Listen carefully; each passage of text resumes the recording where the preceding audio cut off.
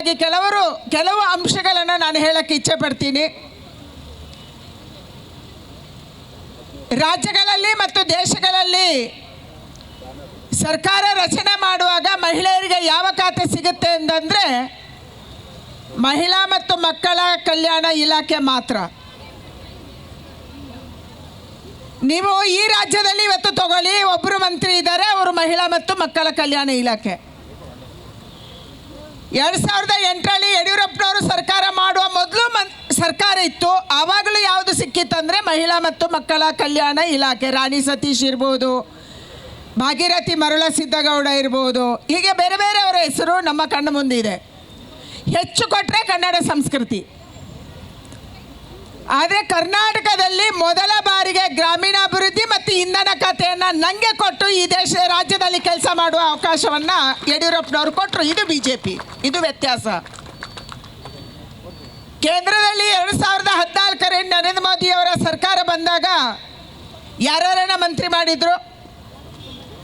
HRD ಅನ್ನು ಯಾವುದೇ ಮಹಿಳೆಗೆ ಕೊಟ್ಟಿರಲಿಲ್ಲ. ಸ್ಮೃತಿ ಇರಾನಿ HRD ಆದರು. ಕಾಮರ್ಸ್ ಮಂತ್ರಾಲಯ ಅಂತಂದರೆ ವಿದೇಶದ ಜೊತೆಗೆ ವ್ಯವಹಾರ ಮಾಡುವಂಥ ಮಂತ್ರಾಲಯ. ಅಂದರೆ ನಮ್ಮ ದೇಶದಿಂದ ಎಕ್ಸ್ಪೋರ್ಟ್ಸು ಇಂಪೋರ್ಟ್ಸು ಇದೆಲ್ಲ ಯಾವುದು ಮಾಡುತ್ತೆ ಅಂದರೆ ಅದು ಕಾಮರ್ಸ್ ಡಿಪಾರ್ಟ್ಮೆಂಟು. ಅದನ್ನು ನಿರ್ಮಲಾ ಸೀತಾರಾಮನ್ ಅವರಿಗೆ ಕೊಟ್ಟರು. ಹೀಗೆ ಬೇರೆ ಬೇರೆಯನ್ನು ಮಹಿಳೆಯರಿಗೆ ಕೇವಲ ಮಹಿಳಾ ಮತ್ತು ಮಕ್ಕಳ ಕಲ್ಯಾಣಕ್ಕೆ ಸೀಮಿತ ಮಾಡಿದೆ. ಮಹಿಳಾ ಮತ್ತು ಮಕ್ಕಳ ಕಲ್ಯಾಣವೂ ಬೇಕು, ಆದರೆ ಅಷ್ಟಕ್ಕೆ ಸೀಮಿತ ಅಲ್ಲ. ನಮ್ಮ ಮಹಿಳೆ, ನಮ್ಮ ಹಿರಿಯರು ಯಾವಾಗಲೂ ಹೇಳ್ತಾರೆ, ಕುಶಭಾವ್ ಠಾಕ್ರೆ ಅಂತ ಹೇಳಿ ಹಿಂದೆ ನಮ್ಮ ರಾಷ್ಟ್ರೀಯ ಅಧ್ಯಕ್ಷರಾಗಿದ್ದರು. ನಾನು ಮತ್ತು ಮಂಜುಳಾ ಫುಲ್ ಟೈಮರ್ ಆಗಿ BJPಯಿಂದ ಬಂದು BJP ಆಫೀಸಲ್ಲಿ ಸಿಂಹಾಲಯ ಅಂತಿತ್ತು, ಯಾರಾದರೂ ನೋಡಿರ್ಬೋದು, ಹಳೆ ಕಾರ್ಯಕರ್ತರು. ಅದರಲ್ಲಿ ನಾವು ಬೆಳಿಗ್ಗೆ ತಿಂಡಿ ಅಲ್ಲೇ, ಮಧ್ಯಾಹ್ನ ಊಟ ಅಲ್ಲೇ, ರಾತ್ರಿ ಊಟ ಅಲ್ಲೇ, ನಾವಿಬ್ಬರು ಅಲ್ಲೇ ಮಾಡ್ತಿದ್ವಿ. ಕುಶಭಾವ್ ಠಾಕ್ರೆ ಅವರು ರಾಷ್ಟ್ರೀಯ ಅಧ್ಯಕ್ಷರಾಗಿ ಒಂದು ಸಾರಿ ಕಾರ್ಯಾಲಯಕ್ಕೆ ಬಂದರು. ಬಸವರಾಜ ಪಾಟೀಲ್ ಸೇಡಮ್ ಅವರು ಅವತ್ತು ರಾಜ್ಯದ ಅಧ್ಯಕ್ಷರು. ನಾವು ಕುಶಭಾವ್ ಠಾಕ್ರೆ ಅವರಿಗೆ ಬಡಿಸಕ್ಕೆ ಹೋದ್ವಿ. ಅಡುಗೆ ಆಗಿತ್ತು, ಅಡುಗೆಯವರು ಅಡುಗೆ ಮಾಡಿದ್ರು. ಆದರೂ ನಮ್ಮ ರಾಷ್ಟ್ರೀಯ ಅಧ್ಯಕ್ಷರು ಬಂದಿದ್ದಾರೆ, ಮಾತಾಡೋಕ್ಕೆ ಹೆಚ್ಚು ಅವಕಾಶ ಸಿಗುತ್ತೆ ಅಂತ ಬಡಿಸಕ್ಕೆ ಹೋದ್ವಿ. ಊಟದ ತಟ್ಟೆಯನ್ನು ಹಿಂಗೆ ಸರಿಸಿದ್ರು.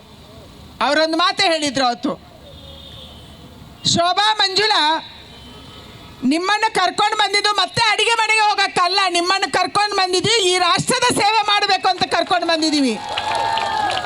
ನೀವು ಮತ್ತೆ ಅಡುಗೆ ಮನೆಗೆ ಹೋಗಿ ನನಗೆ ಬಡಿಸುವ ಅಗತ್ಯ ಇಲ್ಲ, ಅದನ್ನು ಮಾಡೋಕ್ಕೆ ಬೇರೆ ಜನ ಇದ್ದಾರೆ. ನೀವು ಫುಲ್ ಟೈಮರ್ ಇದ್ದೀರಿ, ನೀವು ಪಕ್ಷದ ಕೆಲಸ ಮಾಡಿ, ಸಮಾಜದ ಕೆಲಸ ಮಾಡಿ. ಈ ಮಾತನ್ನು ಕುಶಭಾವ್ ಠಾಕ್ರೆ ಅವರು ಆ ಕಾಲಕ್ಕೆ ಹೇಳಿದರು, 2001ರಲ್ಲಿ. ಇದು ಭಾರತೀಯ ಜನತಾ ಪಾರ್ಟಿಯ ಚಿಂತನೆ.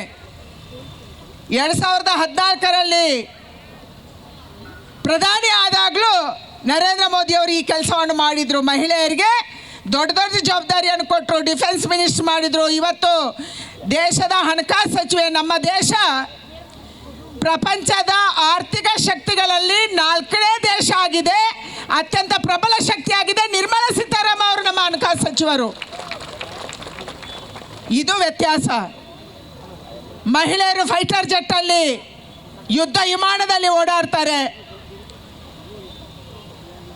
ಡಿಫೆನ್ಸ್ ಕಾಲೇಜ್ಗಳಲ್ಲಿ ಅವರಿಗೆ ಓದೋಕ್ಕೆ ಅವಕಾಶವನ್ನು ಮಾಡಿಕೊಟ್ರು, ಟ್ರೈನಿಂಗಿಗೆ ಅವಕಾಶ ಮಾಡಿಕೊಟ್ರು. ಸಿಂಧೂರ ಇಡೀ ಯುದ್ಧವನ್ನು ಮಹಿಳೆಯರ ನೇತೃತ್ವದಲ್ಲಿ ನಡೆಸಿದ್ರು. ಪ್ರೆಸ್ ಮೀಟ್ ಮಾಡೋಕ್ಕೆ ಮಹಿಳೆಯರಿಗೆ ಕೊಟ್ಟರು. ಅಷ್ಟು ಮಾತ್ರ ಅಲ್ಲ, ಮಹಿಳೆಯರಿಗೆ ಧ್ವನಿ ಇದೆ, ನಮಗಂತೂ ಬಹಳ ಧ್ವನಿ ಇದೆ. ನನಗೆ ಅನಿಸುತ್ತೆ ಇಲ್ಲಿರುವಂಥ ಎಲ್ಲ ಪುರುಷರ ಮನೆಯಲ್ಲಿ ಯಾರು ಮಹಿಳೆಯರಿದ್ದಾರೆ, ಮಹಿಳೆಯರ ಧ್ವನಿಯನ್ನು ಅವ್ರು ಕೇಳಿದ್ದಾರೆ. ಜೋರಾಗಿ ಮನೆಯಲ್ಲಿ ಕೂಗಾಡ್ತೀವಿ ನಾವು.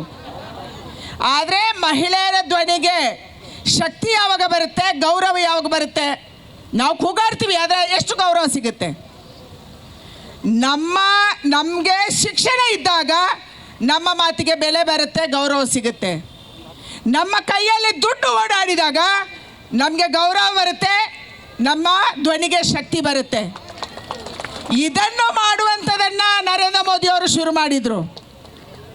ಮಹಿಳೆಯರು ಶಿಕ್ಷಿತರಾಗಬೇಕು, ಶಿಕ್ಷಣ ಸಿಗಬೇಕು, ಅದಕ್ಕೆ ಹಲವಾರು ಯೋಜನೆಗಳು. ಮಹಿಳೆ ಹೆಣ್ಣು ಭ್ರೂಣದಲ್ಲಿ ಹುಟ್ಟಿದೆ ಅಂದ ತಕ್ಷಣ ಕಿತ್ತಾಕುವಂಥ ದುಷ್ಟ ಪದ್ಧತಿ ಯಡಿಯೂರಪ್ಪನವರು ಭಾಗ್ಯಲಕ್ಷ್ಮಿ ಅದಕ್ಕಾಗಿ ತಂದರು. ನಮ್ಮ ರಾಜ್ಯದಲ್ಲಿ ಹೆಣ್ಮಕ್ಳ ಸಂಖ್ಯೆ ಕಡಿಮೆ ಆಗ್ತಿತ್ತು. ಹಲವಾರು ಆಸ್ಪತ್ರೆಗಳು ಹೆಣ್ಣು ಗಂಡು ಅಂತ ಪರೀಕ್ಷೆ ಮಾಡಿ ಹೆಣ್ಣು ಅಂದ ತಕ್ಷಣ ಕಿತ್ತಾಕ್ತಿದ್ರು. ಅದಕ್ಕೆ ಇಷ್ಟೊಂದು ಡಿಸ್ಪ್ಯಾರಿಟಿ ಆಗುತ್ತೆ. ಅದಕ್ಕಾಗಿ ಭಾಗ್ಯಲಕ್ಷ್ಮಿ ಯೋಜನೆಯ ಮೂಲಕ ಹೆಣ್ಣು ಮಗುವನ್ನು ಲಕ್ಷ್ಮಿ ಅನ್ನುವ ರೂಪದಲ್ಲಿ ನಾವು ರಾಜ್ಯದಲ್ಲಿ ಶುರು ಮಾಡಿದ್ವಿ. ಇದನ್ನು ಮಧ್ಯಪ್ರದೇಶದಲ್ಲಿ ಲಾಡ್ಲಿ ಲಕ್ಷ್ಮಿ ಅಂತ ಮಾಡಿದರು. ನರೇಂದ್ರ ಮೋದಿಯವರು ಬೇಟಿ ಬಚಾವೋ ಬೇಟಿ ಪಢಾವೋ ಯೋಜನೆ ಅಡಿಯಲ್ಲಿ ಮಹಿಳೆಯರ ಸಂಖ್ಯೆ ಹೆಚ್ಚಾಗಬೇಕು, ಹೆಣ್ಮಕ್ಳು ಹುಟ್ಟಬೇಕು, ಅವಳ ಹೆಸರಲ್ಲಿ ಸೇವಿಂಗ್ ಆಗಬೇಕು. ತಂದೆ ತಾಯರಿಗೆ ಹೇಳಿದರು, ಹೆಣ್ಣು ಮಗು ಹುಟ್ಟಿದರೆ ಅವಳ ಹೆಸರಲ್ಲಿ ಸೇವಿಂಗ್ ಮಾಡಿ, ಹೆಣ್ಣು ಮಗುವಿನ ಜೊತೆ ಸೆಲ್ಫಿ ತಗೊಳ್ಳಿ, ಅವಳು ನಿಮ್ಮ ಫ್ಯಾಮಿಲಿಯ ಗೌರವ, ನಿಮ್ಮ ಗೌರವವನ್ನು ಹೆಚ್ಚು ಮಾಡ್ತಾಳೆ. ಅವಳಿಗೆ ಓದಿಸಿ, ಅವಳಿಗೆ ಶಿಕ್ಷಣ ಕೊಡಿ. ಅದಕ್ಕಾಗಿ ಸ್ಕಾಲರ್ಶಿಪ್ಗಳು ಶುರುವಾದವು, ಅದಕ್ಕೆ ಹಾಸ್ಟೆಲ್ ಶುರುವಾದವು, ಅದಕ್ಕಾಗಿ ರೆಸಿಡೆನ್ಷಿಯಲ್ ಶಾಲೆಗಳನ್ನು ಮೋದಿಯವರು ಶುರು ಮಾಡಿದರು. ಅಷ್ಟು ಮಾತ್ರ ಅಲ್ಲ, ಆರ್ಥಿಕವಾಗಿ ಸದೃಢ ಮಾಡೋಕ್ಕೆ ಇವತ್ತು ನಾನು MSME ಮಂತ್ರಿ. ಮುದ್ರಾ ಯೋಜನೆಯಲ್ಲಿ ಅತ್ಯಂತ ಹೆಚ್ಚು ಲೋನ್ ಕೊಟ್ಟಿರೋದು ಯಾರಿಗೆ ಅಂತಂದರೆ 62% ನಮ್ಮ ಮಹಿಳೆಯರಿಗೆ ಸಿಕ್ಕಿದೆ. ಯಾರು ಬ್ಯೂಟಿ ಪಾರ್ಲರ್ ತೆಗೆದಿದ್ದಾರೆ, ಯಾರು ಚಿಕ್ಕ ಪುಟ್ಟ ಅಂಗಡಿಗಳನ್ನು ಇಟ್ಕೊಂಡಿದ್ದಾರೆ, ಯಾರು ಫುಡ್ ಪ್ರೊಸೆಸಿಂಗ್ ಮಾಡ್ತಾರೆ, ಹಪ್ಪಳ ಸಂಡಿಗೆ ಮಾಡ್ತಾರೆ, ದ್ರೋಣಗಳನ್ನು ತಯಾರು ಮಾಡ್ತಾ ಇದ್ದಾರೆ, ಇಂಥವ್ರಿಗೆ ಕೊಟ್ಟಿದ್ದೀವಿ. ನಮ್ಮ PC ಮೋಹನ್ ಇದ್ದಾರೆ, ಅವರ ಮಗಳು ದ್ರೋಣ್ ಕಂಪನಿ ಮಾಡ್ತಾ ಇದ್ದಾರೆ. ಇವತ್ತು ದ್ರೋಣ ದೀದಿಗೆ ದ್ರೋಣ್ ಕೊಡುವಂಥ ಕಂಪನಿಗಳನ್ನು ನಮ್ಮ ಹೆಣ್ಮಕ್ಳ ಹೆಸರಲ್ಲಿ ಮಾಡಿದ್ದೀವಿ ನಾವು.